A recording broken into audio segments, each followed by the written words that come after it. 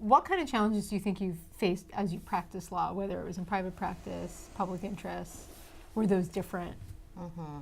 Yeah, I think every sector is incredibly different, right? And as a management side attorney in a firm, you work a lot of hours. And I knew I went to law school to be a public interest civil rights attorney, to make a difference and to work specifically on behalf of communities of color.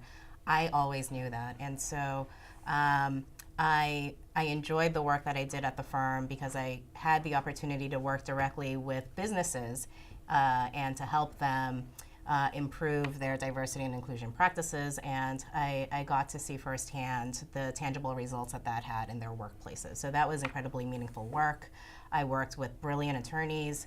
I developed amazing relationships with several of the partners there who really took me under their wing and trained me, and so I was able to develop a real expertise in Title VII, in employment discrimination matters, which I knew I could parlay into a civil rights position down the road. But it was just a matter of how do I break into that field, and I was working so much that I didn't really have time to sort of explore that other career path. I didn't really have a whole lot of time to network, and I knew that I wanted to start a family as well.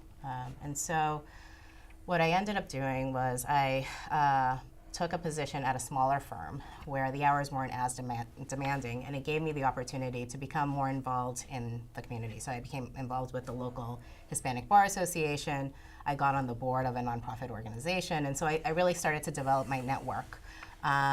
And that was instrumental in just helping me to figure out how I could transition into a public interest career. And so when I was in the public sector for about 4 years, it coincided with me starting my family, thank goodness, because the hours were much more flexible. I was able to take 4 months leave with my first child, 5 months leave with my second child, and when I came back, I was able to have a flexible work schedule.